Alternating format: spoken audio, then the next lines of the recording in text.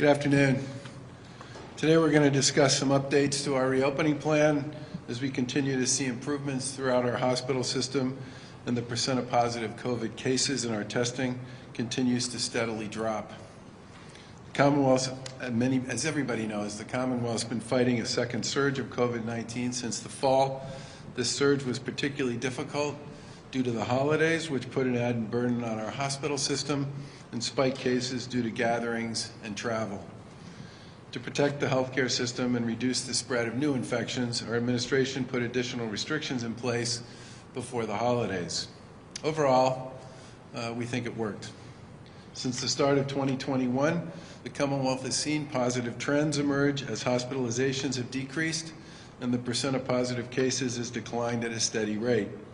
At the same time, our administration has continued to ramp up testing statewide.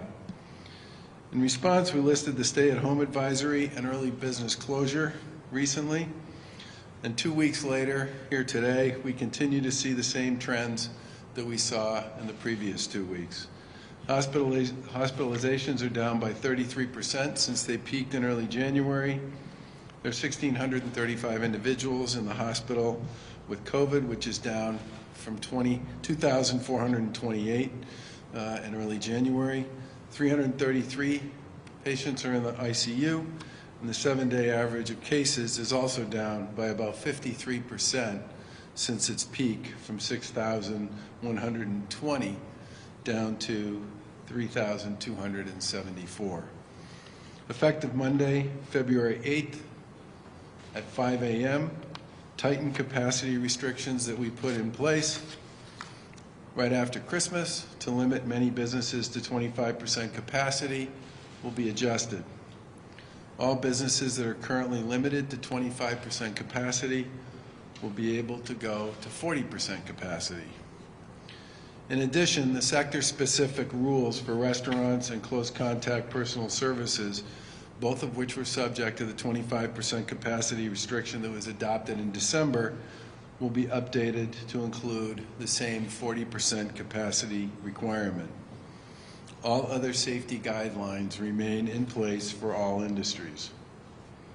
The Commonwealth overall will remain in Phase 3, Step 1 of our reopening plan, meaning indoor performance venues and indoor recreational businesses will be closed until the public health data further shows sustained improvement. And when we adopted the 25% capacity rule in December, we also tightened our gatherings order to limit indoor gatherings and events to 10 people and outdoor gatherings and events to 25 people. We're maintaining those limits for gatherings and events. They'll continue to be limited to 10 people indoors and 25 people outdoors. Lieutenant Governor Polito will talk a little more about the details on some of this in a minute. We know that these restrictions have been and continue to be enormously difficult for large and small businesses, their employees, and for individuals everywhere.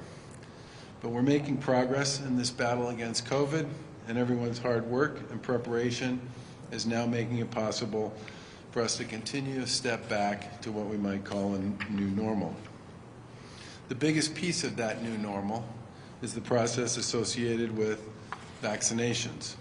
And as of the end of the day Tuesday, over 1.1 million doses of vaccine have been shipped to pharmacies, community health centers, mass vaccination sites, hospitals, and to locally run vaccination operations, and 681,472 doses of vaccine have been administered.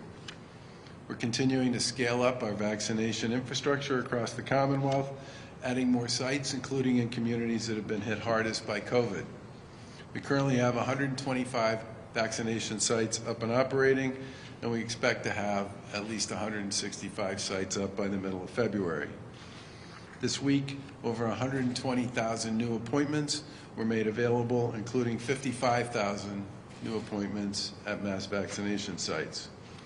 8 new Walgreens locations opened this week, including in some of the hardest hit communities like Roxbury, Mattapan, Dorchester, Chelsea, Revere, and Everett. Next week, an additional 30 pharmacy sites will add around 21,000 appointments, and these locations will be primarily in communities that have been disproportionately impacted by COVID. We're also partnering with trusted community providers like community health centers and local boards of health in various communities around Massachusetts. Residents can visit mass.gov/COVID vaccine to learn when and where they can pursue a vaccine closest to them. Vaccines are getting to residents across the state. Case rates and hospitalizations are dropping, and people are doing a great job of stopping the spread. And as a result of the progress we're making, everybody needs to understand that we still have lots of work to do. And we're asking everybody to keep doing the things that have been working. Spending as much time as you can with what we would call your immediate household, wearing a mask, maintaining distance, and doing all you can to stay away from what we might call the informal groups where people don't wear masks, don't socially distance, and share food and beverage for a long period of time. The progress we've made is always welcome news, but there is still much to do, and we continue to provide significant support for our small businesses. As many people know, in October we launched a grant program with the Mass Growth Capital Corporation and the support of the legislature to put over $720 million into the hands of small businesses that have been directly impacted by COVID. This is the largest program of its kind in the country. And we've been continuing to get this money out the door to those small businesses that need it the most. Today we're announcing that almost $174 million of new money is going out the door to another 4,043 additional businesses in the sectors that have been hit hardest throughout this pandemic. These grants range in amounts from $10,000 to $75,000 based on the size and the need of the business. And they will help businesses that have been hit hardest by COVID, like restaurants and retailers, indoor entertainment venues, and help them meet their obligations around payroll, benefits, rent, utilities, and other expenses. To date, the Commonwealth has awarded more than $450 million to almost 10,000 businesses that operate in every corner of Massachusetts and that we depend on and our local economies and downtowns are built around. We're still processing applications for the remaining funds, which is roughly another $200 million, and the Mass Growth Capital team will keep working on this project to get these grants out the door to businesses as soon as possible. Both Lieutenant Governor and Secretary Keneally, Lieutenant Governor Polito and Secretary Keneally will talk about the details of this round of grants and next steps in their remarks.